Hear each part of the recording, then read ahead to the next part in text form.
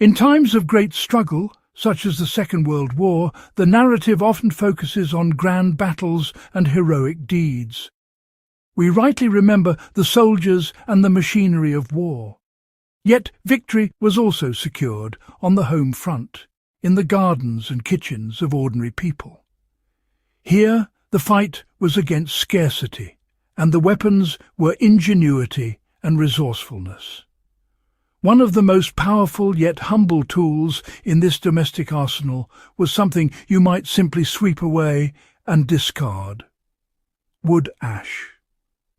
This grey, dusty residue from the fireplace or bonfire became a cornerstone of survival, a silent guardian that helped families feed themselves through the leanest of years. The use of wood ash is, of course, as old as fire itself. Ancient civilizations knew of its benefits for the soil, and it has long been a key ingredient in making soap.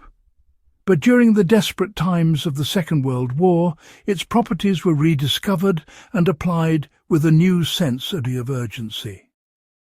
With electricity rationed and modern appliances like refrigerators being a luxury few could afford, people had to turn to older, more reliable methods.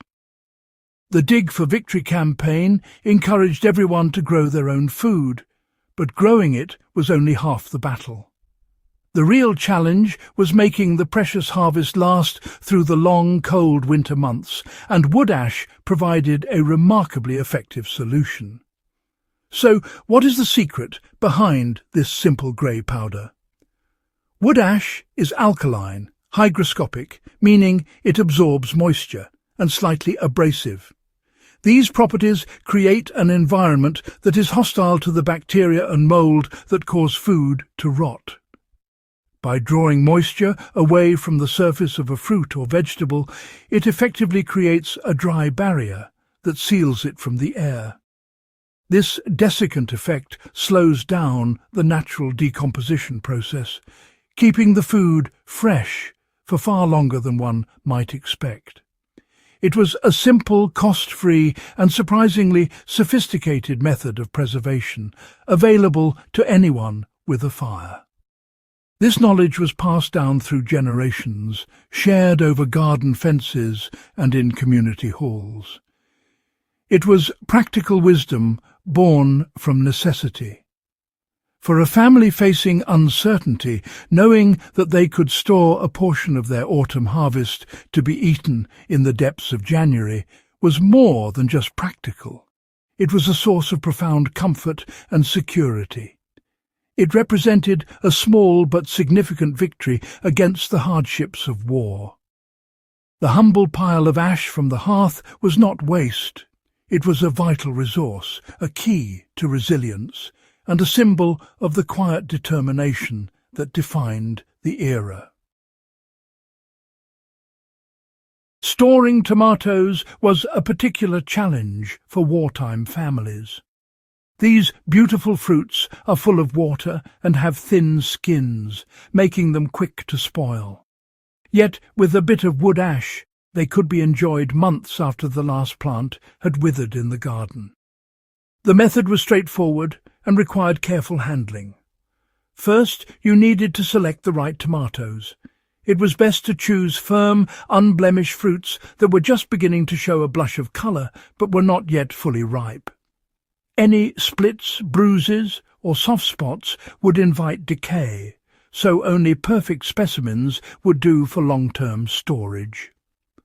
Once you had your chosen tomatoes, the next step was to prepare the ash. It had to be completely cold and finely sieved to remove any large lumps of charcoal or debris. You would then find a sturdy wooden crate or a deep cardboard box.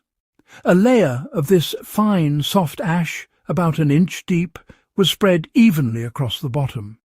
Each tomato was then carefully placed into the box, ensuring that none of them were touching each other. This spacing was crucial, as contact between the fruits could create moisture points and encourage rot to spread from one to another if it started. With the first layer of tomatoes nestled in their ashy bed, You would then gently cover them completely with more sieved ash. It was important to ensure every part of each tomato was covered, creating a protective cocoon. Another layer of tomatoes could then be placed on top, again making sure they didn't touch, followed by another generous covering of ash. This process of layering could be repeated until the box was full. The final step was to place the crate in a cool, dark and dry place, such as a cellar, pantry or an unheated shed, where the magic of preservation could begin. The same principle was applied to apples, another staple of the autumn harvest. Much like with tomatoes, you would select firm, unbruised apples, ideally late-season varieties known for their keeping qualities. Each apple would be individually wrapped, though some families simply placed them directly into the ash. By packing them carefully in a crate layered with sieved wood ash, the fruit was protected from moisture, pests, and the air itself. This method prevented the skin from shriveling and kept the flesh crisp and juicy, allowing a family to enjoy a fresh apple in February, as if it had just been picked from the tree. Beyond fruits and vegetables, wood ash also offered a brilliant solution for preserving one of the most valuable sources of protein, eggs. In an era without refrigeration, fresh eggs were a seasonal commodity. Hens naturally lay fewer eggs as the daylight hours shorten in autumn and winter. This meant that families with backyard chickens would have a surplus in the spring and summer, but a frustrating scarcity during the colder months.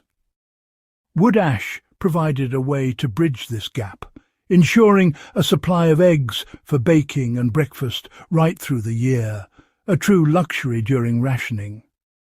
The process for preserving eggs was wonderfully simple, but it had one very important rule. You could only use fresh, unwashed, non-fertilized eggs, ideally collected that very day. When a hen lays an egg, it is coated in a natural protective layer called the bloom or cuticle. This invisible barrier seals the tiny pores in the eggshell, preventing bacteria from getting inside.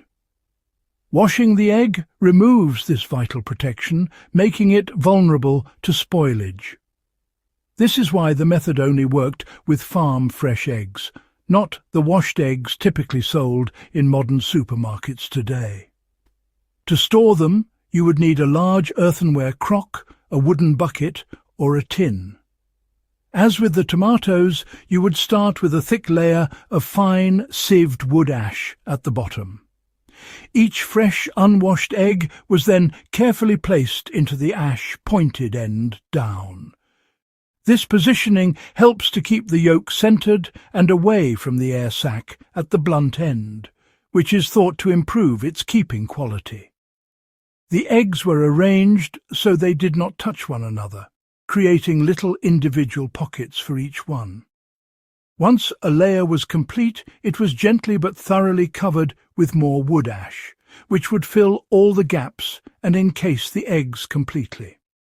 You could then add another layer of eggs, followed by more ash, continuing until the container was full. The crock was then sealed with a lid or a cloth cover and stored in a cool, dark place. Kept this way, the eggs could remain fresh enough for cooking and baking for 6 to 9 months, or even longer. While they might not be perfect for poaching, they were perfectly good for scrambling, frying, or using in cakes, providing essential nutrition when it was needed most. You might think these techniques are just charming old-fashioned stories from a bygone era with little relevance to our modern world of instant gratification and well-stocked supermarkets. However, this knowledge holds more practical value today than ever before.